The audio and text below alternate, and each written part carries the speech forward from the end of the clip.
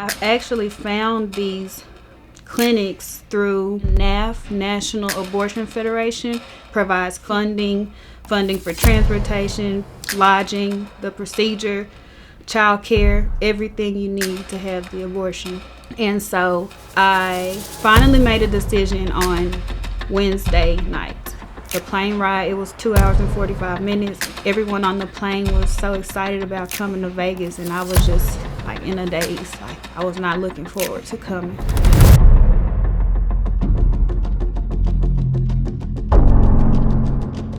Tonight, you're joining us from the front line of the war on life. Just here over my shoulder resides the busiest abortion clinic in the state of Nevada. This abortion facility provides over 30% of the abortions in our city. They abort children up to the 6th month of pregnancy. This road daily sees a death march of dozens of women coming to the end of this road that literally ends in death.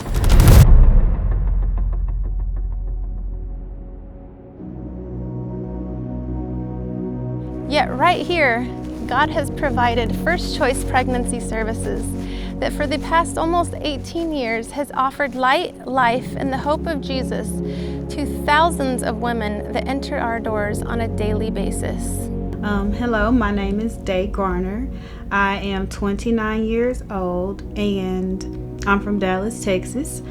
I ended up here at First Choice by the grace of God. I was headed to an abortion clinic on South Rainbow Boulevard, and my driver, he picked me up from my motel, and he asked what was the name of the business I was going to. So I told him it was an abortion clinic, and I made the comment, I'm nervous. And he asked why, and I told him that I wasn't confident or sure about my decision. And so he spoke up and he said, well, if you want my advice, I say don't do it. Along the ride, he said multiple times, like, I have some people from my church I can call if you want to talk to them. And I was like, okay, make the call. I'm willing to talk to them. He called Miss Patty, and they headed to the church to meet with me. So Miss Patty said, okay, I work with First Choice. I'm going to take you there. And that's how it ended up here. Hola, mi nombre es Astrid Romero. Tengo una bebé de 9 meses que se llama Jade Hadassah. Muy bonita, por cierto. Bueno, yo llegué a este lugar, a First Choice, en abril del 2021, por la razón de que mi relación no funcionó cuando yo quedé embarazada. Entonces como que se me cerró un poquito el mundo al ver de que pensé en algún momento de mi vida porque no iba a contar con el apoyo y me sentía un poco frustrada con el apoyo del papá de mi bebé. Pensé y enojada le dije a él que yo iba a abortar, aunque él me dijo que no era lo correcto. Yo no quise saber más de su vida y vine a este lugar y me ofrecieron un ultrasonido para pues que yo vea cómo estaba mi bebé, y me dijeron que eso iba a cambiar mi pensamiento cuando yo viera el ultrasonido, y no quería creer. Yo estaba en mi decisión, no, eso no me va a cambiar. Y cuando la vi que ya se miraba, ya, o sea, había como un frijolito chiquitito. Y dije, no, yo no puedo hacer eso. Entonces les agradezco porque gracias a todo el apoyo que me dieron, yo decidí tener a mi bebé. Y pues le pido a Dios que me perdone por habérseme cruzado esa idea.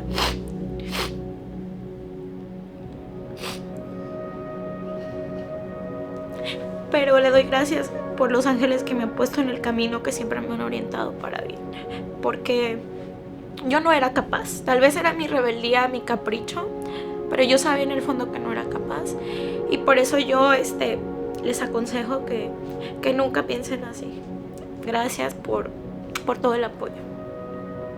Cuando yo llegué aquí, pues venía un poco triste, no sabía qué hacer, y Dios me puso unas personas maravillosas porque me dieron los mejores consejos, me escucharon, y gracias a eso tengo una amiga que se llama Natalie, porque la relación nunca se terminó. Ella siempre estuvo pendiente de cuando di a luz de sus regalitos de Jade, de cómo está. Cuando yo estaba queriendo un consejo, ella siempre está ahí, me invita a la clínica, a veces me han dado ropita, me han dado leche, me han dado pañales. I came here to have an abortion. No one judged me, no one condemned me. Everyone prayed for me. I've exchanged phone numbers with people. I've been given resources as far as support organizations here and where I'm from in Dallas. Me wanting to have the abortion, like those thoughts come from feeling alone and misunderstood and just feeling like I have no one or no options. I never thought that I would come here and like be turned around by like strangers.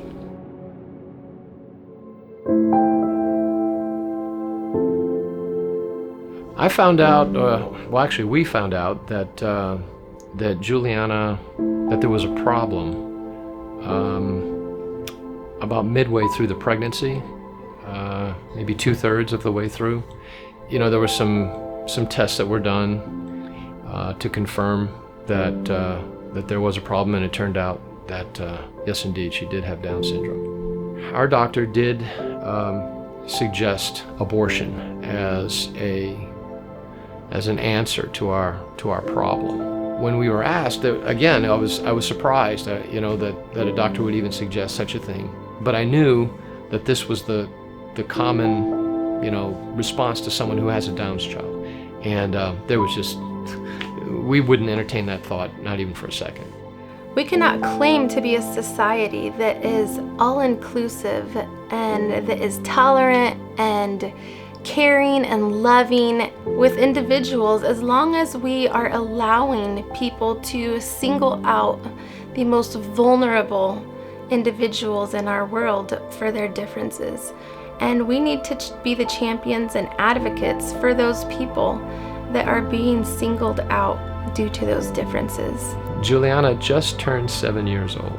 So her birthday was June 10th, a few days ago, and she's growing. She's just growing like we'd say a typical child would be. She has her wants and desires. She has food that she likes, things that she wants to drink, things that she wants to like to watch on television. She likes Frozen just like every other child her age, and it's just been a joy watching her grow up and develop. It really has. You are going to love like you've never known that you will love before. And the joy that person will bring into your life is incomparable with anything that you've ever experienced in your life. There's no replacing it. But if you choose abortion, it's gone. That magic is gone. That love will never be there. Instead, there'll be this emptiness and a hole in your heart that will last forever.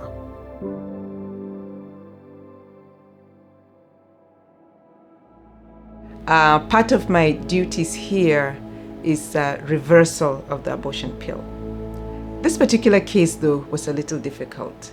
I was dealing with a client who had made initial contact with our nursing staff on duty, but subsequently she didn't want to be found.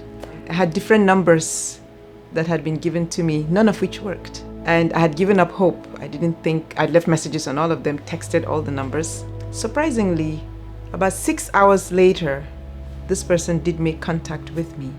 I said, okay, I described the reversal process. I felt everything was going well. And she hung up on me. I thought, my goodness, this case is never going to go through. But she called me back an hour later and said, okay, here's my pharmacy. You can call the medication into this pharmacy. And that was it. Dropped the phone again. About 11 months later, I got a picture from an anonymous number saying, is this Dr. Hamza? I replied back and I said, yes, this is Dr. Hamza. How can I help you? And a picture of a beautiful baby girl was sent to me. The next text that followed was a name saying, thank you for giving me this child. I didn't know who this person was. So I went through my records and oh my goodness, it was my elusive friend. Maybe the APRs don't make a huge difference to a lot of people, but for that one person, That was 100% of a baby that could have been aborted. First Choice is a very, very efficient center. One of our metrics that we keep is how much does it cost for First Choice to save a single baby's life? And if you look at our revenue for any given year and you divide that by the number of babies saved in that year, you come out with a number that's very, very close to $250.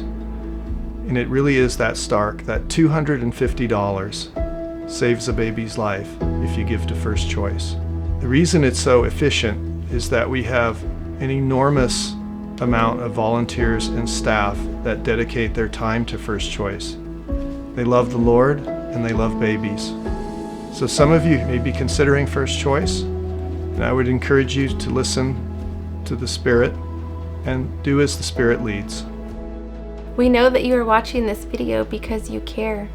So we'd like to challenge you to see where God would lead you in joining us on the front battles of this fight for life. Do you have the time to spend 15 minutes a day praying for First Choice and just lifting up all those that are on the front line of this battle? Do you have 4 hours one day a week that you can come down to the center and volunteer your time? Do you have a job that allows you to support financially if you're not able to invest your time? There are so many ways that you can be a blessing and be a partner in this fight for life. So I'd like to encourage you and challenge you to spend the next 30 seconds to think about what ways God would have you to join this fight. Thank you for supporting First Choice. My baby was worth it. Thank you for supporting First Choice. My baby was worth it.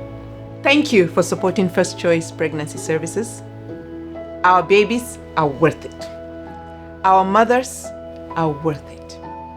Our volunteers and our staff are worth it. We thank you from the bottom of our hearts, and you are worth it.